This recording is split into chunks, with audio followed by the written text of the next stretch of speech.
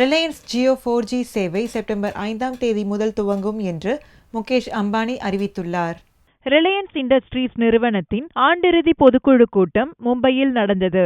இக்கூட்டத்தில் பங்கேற்ற நிறுவன தலைவர் முகேஷ் அம்பானி, இந்தியாவில் ரிலையன்ஸ் 4G சேவை செப்டம்பர் 5ஆம் தேதி முதல் துவங்கும் என்று அறிவித்தார்.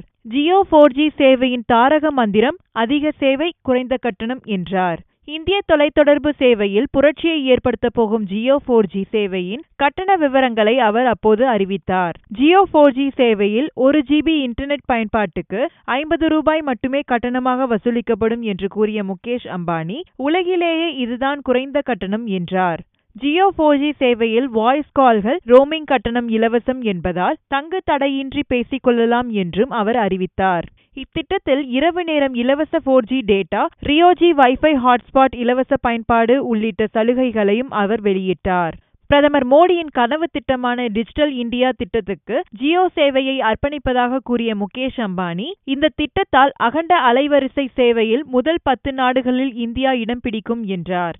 ஜியோ 4G சேவையின் கட்டண விவரங்களை அம்பானி அறிவித்த சில நிமிடங்களில் ஏர்டெல், ஐடியா நிறுவனங்களின் பங்குகளின் மதிப்பு 9% வீழ்ச்சி கண்டு 12,000 கோடி ரூபாயை இழந்தன.